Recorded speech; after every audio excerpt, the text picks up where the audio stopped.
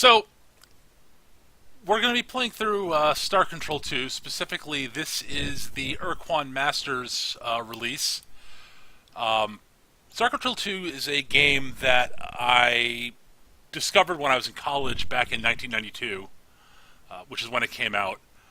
It was published by a game company called Toys for Bob, and friend of mine in my dorm was playing it, and I was watching him play and just fell completely in love with the game and got myself a copy. And I don't know how many hours I wasted on this game over the years. It's one of my all-time favorite video games, and I hope you all enjoy it also.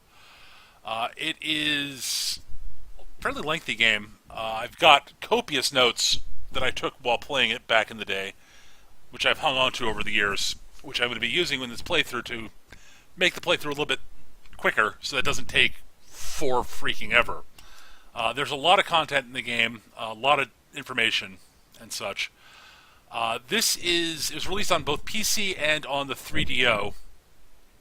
This is a version, as I said, that was done on SourceForge a few years back. The original creators, Toys for Bob, released the source code to the SourceForge community so they could make a version that ran on modern computers. And they did a bunch of remixes of the music to make it sound better, and pulled in a bunch of stuff from both the 3DO and the PC version. So it's going to have the 3DO voiceover work and such, which is kind of cool, and has the various MP3 remixes of the songs. So hopefully you all enjoyed the playthrough as much as I have enjoyed playing the game. So, here we go. Oh, hang on. There we go.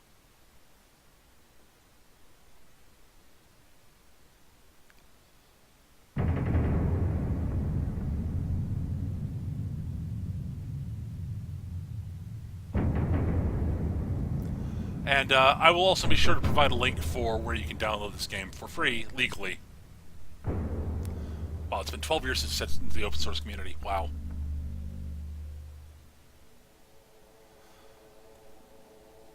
There were many great battles.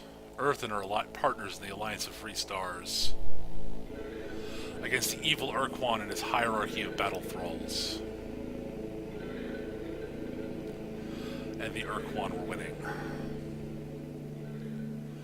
Meanwhile, on the edge of the known frontier, an amazing discovery was made. Far beneath the surface of an unexplored alien world. A huge underground city. Filled with the technological wonders of an advanced alien race, the Precursors, who vanished 1,000 centuries ago. But then the main Quan fleet broke through the Alliance's defensive line, isolating the planet, stranding the scientists 100 light years away from Earth. They waited hopefully for a rescue vessel, which never came.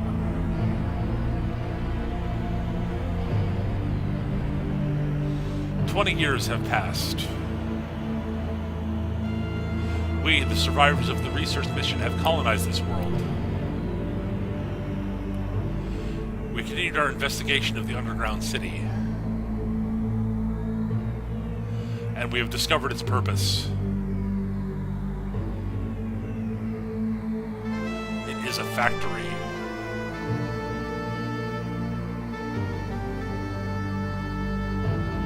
A factory for building starships. But there aren't enough materials to make a complete vessel. We can finish only the skeleton of one starship. But that must be enough. Because you must captain the vessel and return to Earth.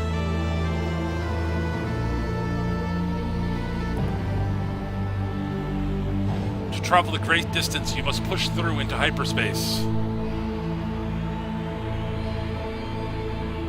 Find out what has happened over these many years. Tell Earth of our plight. And if the war with the Urquan still rages, fight for Earth and the Alliance as well as you can.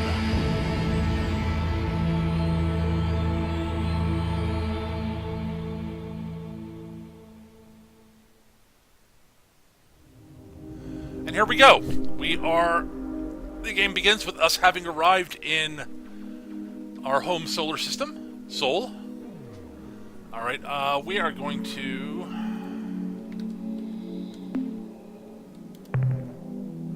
let's see, that's what I'm going to do. It is game settings. So I can turn the sound and music off if I want to, but I don't want to.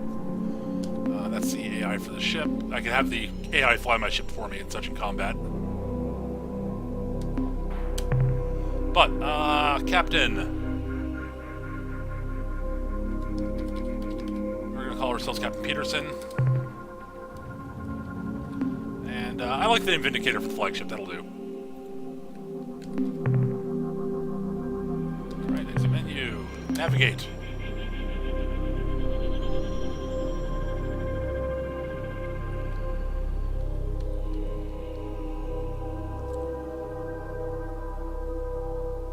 Before I forget, I'll mention this in the video, but I'll also link it at the end. You can download this for free at sc2.sourceforge.net. It'll run. They got versions that'll run on a bunch of different platforms: PC, Mac, and Linux, I believe. So,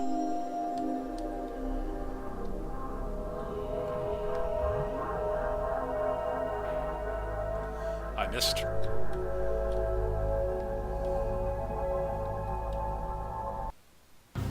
Attention, interloper. Heed this recorded message. This drone vessel speaks with the voice and authority of Urquan. You are trespassing within Urquan space. This world, Earth, may not be approached for any reason, nor will hostilities against our orbital platform be tolerated. In addition, your ship does not respond to standard hierarchy identification transmissions, and is therefore deemed to be independent. This is not permissible. Only subservience shall be tolerated. This drone now leaves to inform the Urquan of your transgressions. You are commanded to remain here and await the arrival of the Urquan. Disobedience will be punished. Alright, so that was an Urquan drone. That picture there was an Urquan, and in the lower right corner was one of their talking puppets. Talking pets, I should say. You'll find out more about them as we play through the game. Last I checked, Earth was not red. Let's go to Earth and check this out.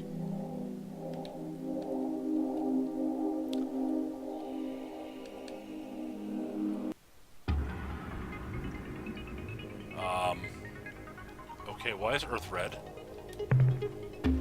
We'll scan it. Mineral? Not letting us scan it.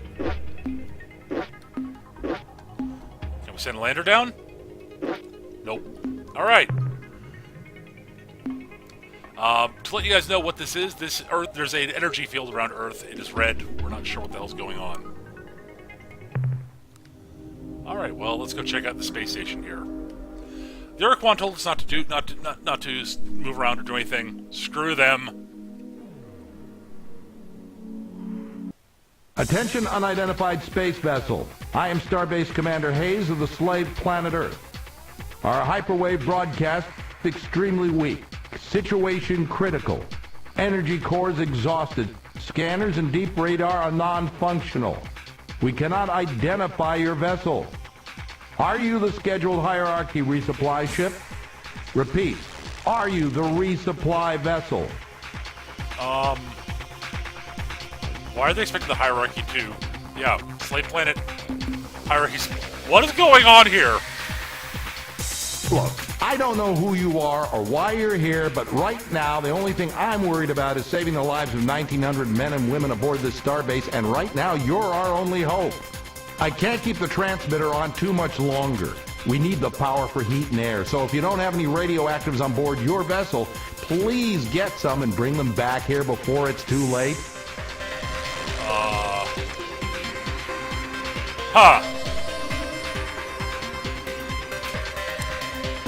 Okay, where can we find these radioactive materials, elements you need? The fastest way to get radioactives in this system would be to land on Mercury and scour the surface for deposits of radioactive elements. But be careful, Mercury's a pretty inhospitable place. Watch out for earthquakes and those high temperature areas. Okay, hang on a second, guys. I apologize, the audio's a little bit loud, it sounds like. Let me just turn the audio down a little bit here.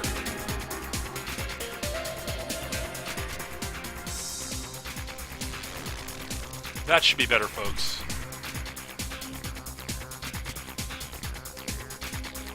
Thanks, I'll make sure to mention this the next time I talk with our masters. I'm sure they will reward you. Your masters. Right. Well, actually, let me just fiddle with the audio here a little bit more. Turn it up a little bit. There we go. That's about right, I think. Alright, well, I guess we'll go get them some radioactives.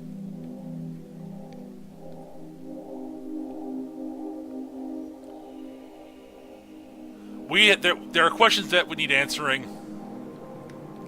And we're going to get the answers if we go get them some radioactives so they have some power.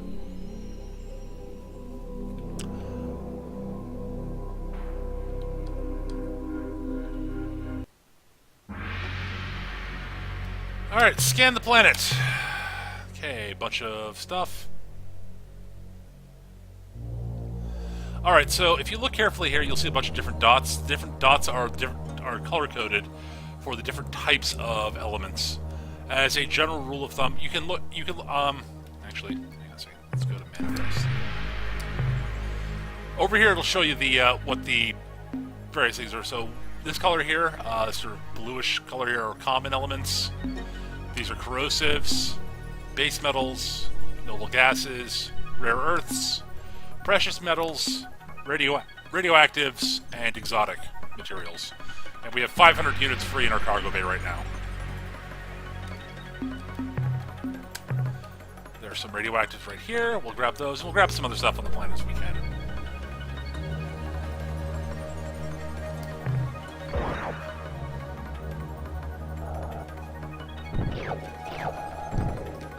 Ow, lost some crew members there.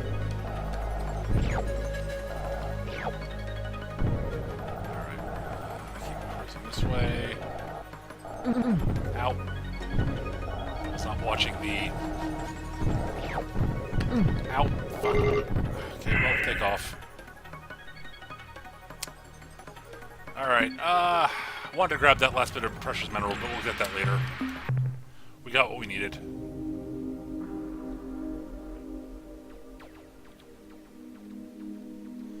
Right now, our ship moves kind of like, it's slow and unmaneuverable and not very... We'll be able to upgrade that later, though.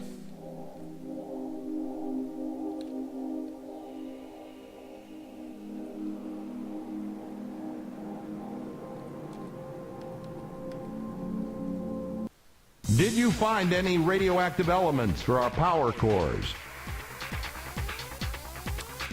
Alright, we'll transfer Initiating radioactives. transfer of radioactives, Captain. Now, as soon as our engineers can refit the energy cores, that's much better. Power ratings are climbing. Life support is coming back into the green. Deep radar systems and sensors are now online, and I can scan your vessel. What the hell kind of ship is that? Just who are you, Captain? I'm Captain Peters from the Starship Vindicator. We are survivors of the Star Control Science Research Team for the Vela Star System. Star Control Science Mission, huh? Captain, I served as a Star Control officer during the war aboard several cruisers in the Corward Front. And if there'd been any scientific mission to Vela, I would have heard about it. It was highly secret? You know, come to think of it, there were some rumors that Corridor 9, the Special Operations Division of Star Control, was directing some hush-hush operation near Androsynth Space. The Vela Star System, yes, that would be the right direction. So, Captain, if you say it's true, how do you explain that huge alien starship you're flying? And why are you here? What do you want from us? Well, we have returned to Earth to give you the technological secrets of the precursors, and to help you fight the hierarchy. Fight the Quan. Win back our freedom. I remember having such thoughts myself once, long time ago. That was in the first years after the defeat, when it was still terrifying to look up and see the bloody glow of the pulsating slave shield overhead. So day and night we gazed up at the impenetrable wall as though the sheer power of our hatred would pull it down. But over the years, I spent so much of my time struggling, down on the surface, under the shield, and then later up here trying to keep the station alive, that I'd forgotten what it means to be free, to hate our Quan masters. And now here you are, in an alien ship of unknown power, offering me your assistance to fight against the hierarchy again after all these years. Captain, your offer is intriguing. It's tempting to think that with your advanced precursor technology, we can somehow crack the Earth's slave shield and reassemble the Alliance to attack the hierarchy. And this time, win the damn war. Consider the consequences if you should fail. The Quan won't just punish us here on the station, they'll exact a gruesome retribution on the surface below as well. Before I commit this station to helping you attack the Quan and accepting the risk of annihilation if we are defeated, I have to make sure that you and your ship have what it takes to oppose the hierarchy. I'll make you a deal. If you can eliminate the alien base on the moon and get rid of that threat at least, I will seriously consider your offer. Alright, what details can you give us about this base on the moon? After the Quan erected the slave shield around the Earth and established this space station, they decided to leave a contingent of combat ships close to the Earth to keep watch on our planet and confirm that they were obeying the Quan slave laws. I'm certain they're still out there on the surface of the moon because we can pick up a constant stream of alien broadcasts. Alright, let's go take it out. Be careful, Captain. There are probably a dozen Spathi eluders and Ilrath Avengers down there on the lunar surface. I don't know why they haven't come after you yet, but when they do, you'd better have your weapons armed and your thrusters burning hot. Dozens, you say? That sounds bad. Because we've got my flagship, which is not a combat machine right now, and one Earth cruiser.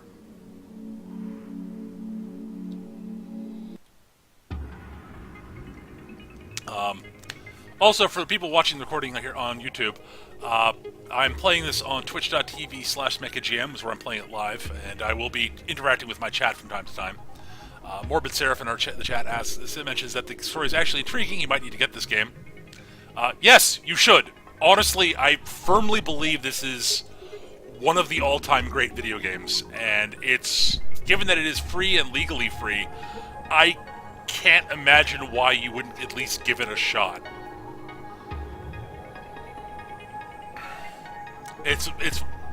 Yeah. Alright, auto scan. Minerals, bunch of base minerals. Energy scan, that's what we're going to be looking for. And biologicals?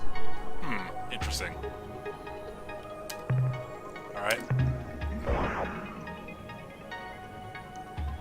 Alright, let's see. What are these biologicals? They're robots. Okay, we'll ignore the robots. Report from the surface. We have discovered an alien base and have explored its interior. The installation must have been abandoned many years ago, but great care has been taken to make it appear active. Life support systems are functioning, fusion generators at full output, and robotic construction vehicles have been programmed to roam the lunar surface, bulldozing moon dust into random piles. In addition, we have found the installation's hyperwave locked in transmit mode, endlessly playing the same alien recording. Although we cannot translate the message, our Xenotech, and it's in Rigby, believes the message is some kind of alien alert or mayday broadcast. The base is filled with useful materials and equipment. We will scavenge as much as we can and bring it aboard immediately. End of report. You want to know where you can get it? Okay. Hang on a second.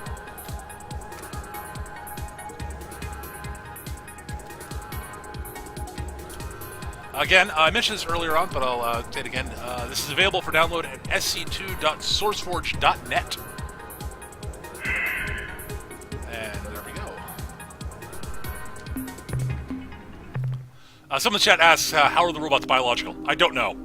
I think the biological scan just picks up on things that are moving about on their own on the surface. 99% of the time, they're biologicals. That's the one time they're not. Have you dealt with the base yet? I can either lie and tell them we took it out, or we can tell the truth. I'm going to be honest this playthrough here. We found the base, but it was abandoned years ago. I'll be darned. All these years we've been listening to their incoherent broadcast, and we never even guessed. Captain, listen closely. Long-range sensors show a ship closing on this station fast. Our computer identifies it as Ilrath, Avenger class. I think you've got a fight on your hands, Captain. Your best bet is to wait until you have point-blank range. Captain, it's jamming our signal. By the fetid breath of the no wrath. Kazan, a human and an alien starship. How fascinating. When I intercepted that Quan drone and learned that an unidentified starship had approached Earth, I never expected to find such a remarkable vehicle in the hands of a human. Humans are prey animals, weak and helpless. But here is a human in an armed starship, and therefore in direct violation of the oath of fealty. I am sure our masters, the Quan, will punish Earth most severely for this treachery when I present them with the twisted wreckage of your ship and your many charred corpses. Alright, okay. Where the hell did you come from? Since you will soon be dead, I will gladly explain. We have spent many years gleefully preying on the Pakunk. They are a pitiful, easily killed species. And we would have continued in this divine worship of Dogar and Kazan, but we required additional crew members and repairs to our cloaking device. The cloaking device is broken. We departed the Jiglas constellation Jiglas? and set course for home. But before we had reached our region of space, we detected the passage of a nearby vessel, the Quan drone. It informed us about you, so here we are. And now, you die. Okay, well, we picked up some useful information there. Number one, they are low on crew, which means they'll be easier to take out, and their cloaking device is broken, which means that we actually have a prayer against them. Ilrath ships are a pain in the ass, especially for Earth cruisers to start off with, because of the cloaking device, so that's a big plus. Also, we found out there's an alien race called the Pakunk, and they are hanging out in the Jiklas star system. One of the things I recommend for people who play this game is to have a notepad handy, just so you can take down notes during the game. It's an old game, so it doesn't keep track of this sort of information for you. As I said, I have a giant pile of notes that I took playing this game years and years and years ago that I've updated over the years. So I have lots of useful information, which is going to make this playing easier for me, but the game is... They give you all the information you need in-game, so you just have to take notes and such. And we're going to take our Earth Cruiser, captained by Captain Van Ryn, and hopefully take out this... Alright,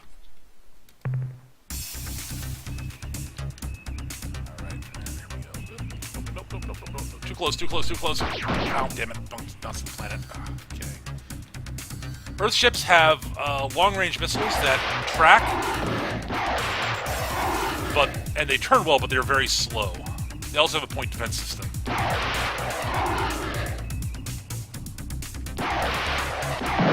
Got him.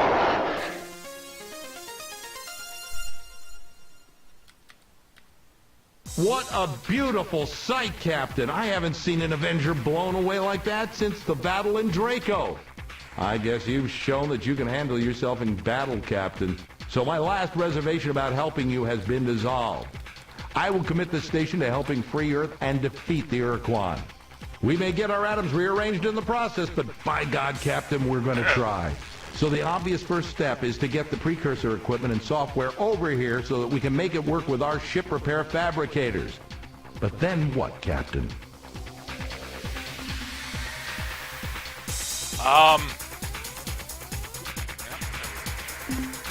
We will slowly build our strength, unify our allied Starfleet and bring the Quan to their knee equivalents. I love that line. A sensible plan, Captain. Let's get to work. Good luck. By the way, Captain, I think we need a name for this new alliance we're going to forge. And since it was your idea, it's only fair that you get the honor of naming it. So, what will it be? Our options are the New Alliance of Free Stars, the Courts of Alienations, the Unified Federation of Worlds, and the Empire of Peterson. I'm not going to name it after myself. New Alliance of Free Stars is nice. This is a Star Trek reference, which they're going to comment on, and I'm going to use it because that has a familiar ring to it. Nonetheless, we'll make it so. The United Federation of Worlds. Now, Captain, I expect the configuration process for the starbase to take at least 2 weeks, so let's get to work.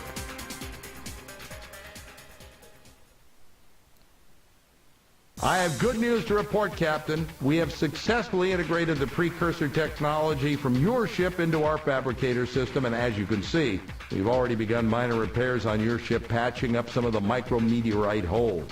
We noticed that your ship does not have an emergency warp escape unit, so our engineers rigged up some for you and each of your escorts. Oh, good. Now, you should be able to escape from a bad situation with the touch of a button. But there is a cost, however. The unit gulps up 5 fuel units each time your precursor ship uses it. Also, we now have a limited capacity to make modifications to your ship, to refine starship fuel, to build additional combat ships, and to train new members of your crew for the flagship and any ships you acquire for your fleet. Captain, I know you're eager to get to work, so I'll be brief. If you have any questions how this starbase works, what resources we need, or just some background information on the galaxy, don't hesitate to ask. All right, well, let's offload some minerals. The more minerals you bring us, Captain, the faster we'll be able to tackle the Quan. All right, let's get a little bit of background info before we actually dive into things. Certainly, Captain. What do you need to know? Laboratory facilities here at the starbase. We can modify your precursor ship, build additional combat vessels, and supply you with fuel and crew. Our engineers and precursor specialists agree with the scientists from your world that your starship was designed to be a workhorse vehicle, which can be easily reconfigured for different missions by adding or swapping self-contained equipment packs, which we call modules. The modules we can build right now are thruster units, which make your ship move faster. Useful. Attitude jets, which allow you to rotate the ship more quickly. Also useful. Crew pods, which provide life support facilities for up to 50 additional crew members. Useful. Storage bays, which increase your ship's cargo capacity for mineral resources. Fuel tanks, which hold an additional 50 units of fuel. Also useful. Dynamos, which feed energy into your combat energy batteries, improving your weapon's rate of fire. And last but not least, ion bolt guns, combat weaponry, the exact function of which depends on its location aboard the ship. When put in the first or front module slot, it fires a single shot forward.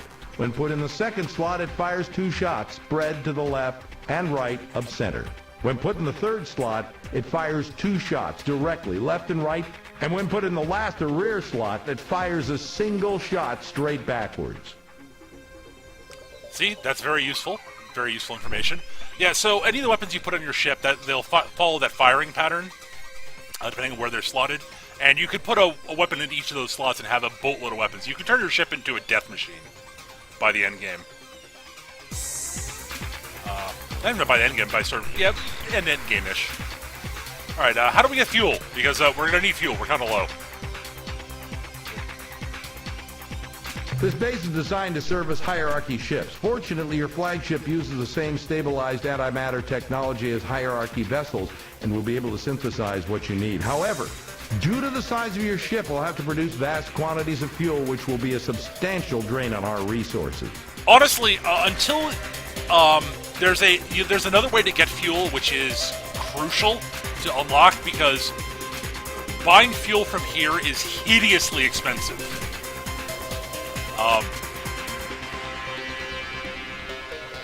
It chews up so much of your resources early on until you get the way to deal with it, which I will do because I'm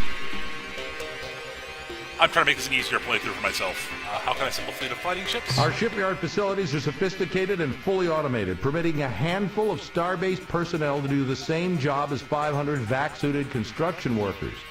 However, the only designs that we had in our computers were incomplete hierarchy ship designs. Things looked grim until one of the officers came forward with an amazing story. Even though the Quan destroyed every Earthling cruiser in the fleet nearly 20 years ago, one of my maintenance engineers was a Starship production assistant at the Detroit shipyard. When Earth was conquered, she was ordered to destroy all ship construction databases. But she secretly made copies of the blueprint discs and then kept them with her ever since. These discs contain all the data we need to build as many Earthling cruisers as you want, provided you, Captain, can supply the large amounts of mineral resources required to build those vessels. In theory, Captain, we could build alien starships here if we had designs for them. However, it's a well-known fact that alien vessels just can't be flown in combat without native starship captains at the helm. All right, so that's actually an interesting little thing. When you make alliances with various aliens throughout the game, they will provide blueprints and captains for their ships. So when you have alien alliances and they do that, I should say often they will do that, you'll be able to build their ships while you're aligned with them.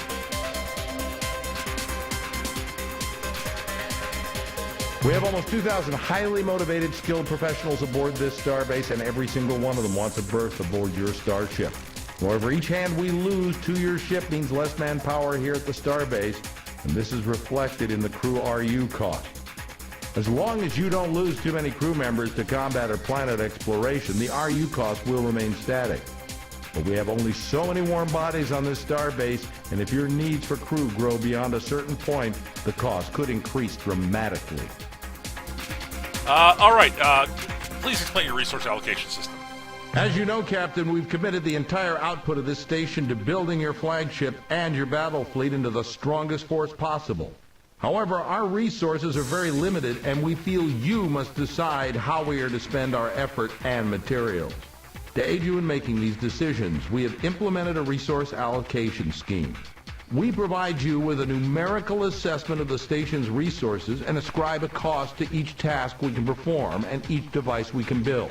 It's up to you to decide how you're going to spend your resource units, or RU as we call them. To acquire more RU, you must bring resources back to the starbase.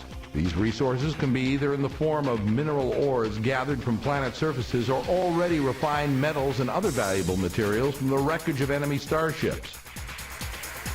What kind of resources are most useful to our mission? The most straightforward way you can accumulate resource units is to bring mineral ores back to this starbase. There are probably enough resources in just the nearby dozen stars to build your ship into a powerful battleship or to create a strong task force of combat vessels. I would also recommend that you build several additional storage bays. When gathering minerals, focus on cleaning out one star system at a time. This way you minimize the cost of travel through hyperspace. Somewhat accurate, but yes.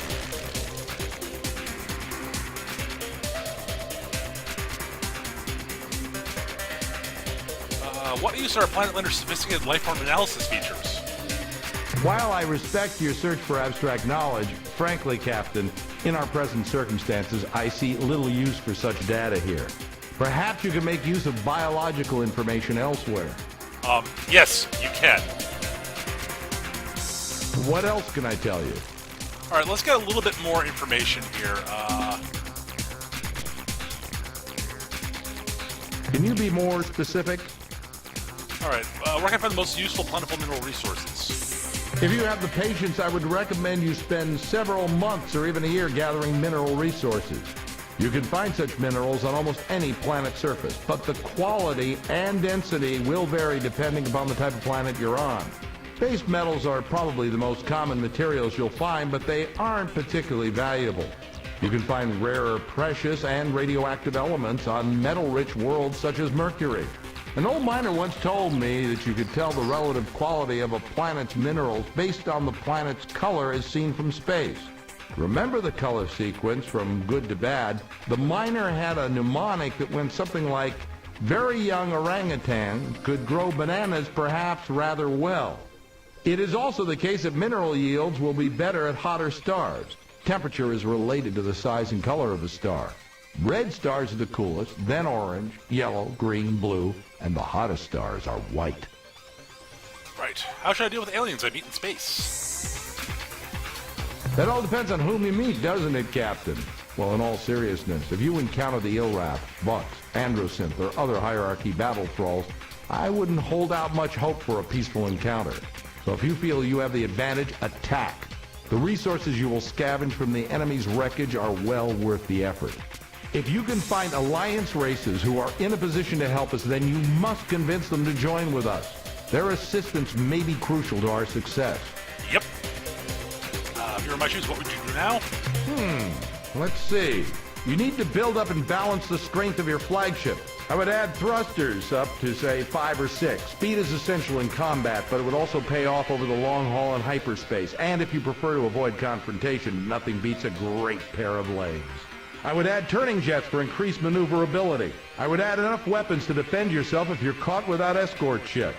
You need more crew, at least 50 to make productive voyages into space. You need additional fuel, at least 50 units. Your weapons will be underpowered in combat if you don't have at least one dynamo. I guess I'd gather more minerals to build up a good supply of resource units. Alright, how can we deal with the Quan? Captain, I wish I had an easy answer, but I don't. The only way I can see of liberating Earth as well as the Alliance allies is to destroy the Quan and their armada of battle thralls entirely. Do you have any long-range plans to beat the Quan hierarchy? To defeat our enemies, we will need awesome strength, both in your flagship and the fleet, as well as the assistance of powerful new allies. Though combat will be unavoidable and sometimes necessary to achieve our goals, I'm certain your wits will be at least as important as your weapons. You'll need to explore this region of space, gathering resources and information wherever you go. All right. Wow. Lots of questions. Well, we're going to go through this topic here, and we'll do the history and background stuff another time. We're going to do this bit here first. I don't know, Captain, but I suspect their battle thralls know more than we do, so I suggest you try to gather information from them, perhaps by force. How can we attack the Quan most effectively? At first, your ship will be far too vulnerable to permit frontal assault on the Quan. Even when your ship is at full power, we're faced with the reality that the hierarchy has thousands of ships. You cannot win the fight alone, Captain. You need allies. Also, towards the end of the war, when the hierarchy broke through the Corward front, we heard rumors that the Quan had unleashed some kind of super weapon which was unstoppable by normal means. You need to find out if that rumor was true, Captain, because if the Quan do have such a weapon, we'll have to find some way to stop it, or all our efforts are for naught. All right. How can I make... Yep. If you encounter an unknown alien race, proceed carefully and diplomatically. We need all the friends we can get, and we certainly can't afford any more enemies. This is true. Remember, Captain, with your precursor starship, you hold awesome power. But there will be situations when dealing with an alien race where a carrot will serve better than a stick. But first, you must determine what carrot the alien wants.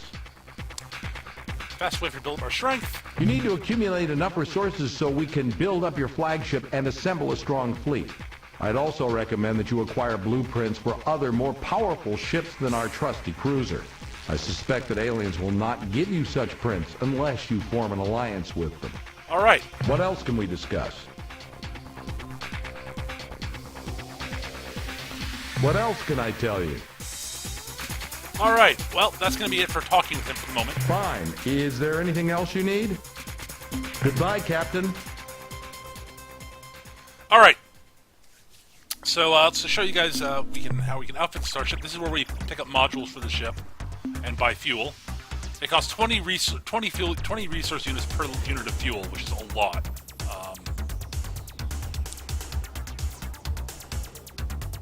And then you can install modules.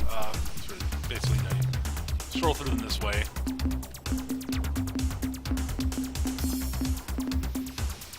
And what you can put in various slots, like you can't put weapons in these slots here, you'll notice. You can buy more landers there. I'm going to buy a tiny bit of fuel right now, just for the moment. We're not buying anything right now because we're not leaving Seoul, so we really don't need much of anything here. And then if we go to the shipyard, this is where we can buy more ships. Let's refill them from here. This is where you can buy new ships. As you can see, we could buy a new Earth cruiser there if we wanted to. How do we do that? I forget it. Nope, I didn't want to build that yet.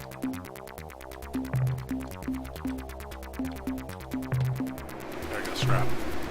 Now the nice thing is that when you scrap a ship or unit, you get all the resource units back. It's not like at a reduced cost or anything like that. So, all right. So this is going to wrap up this first recording. We're going to pick up again in the next recording.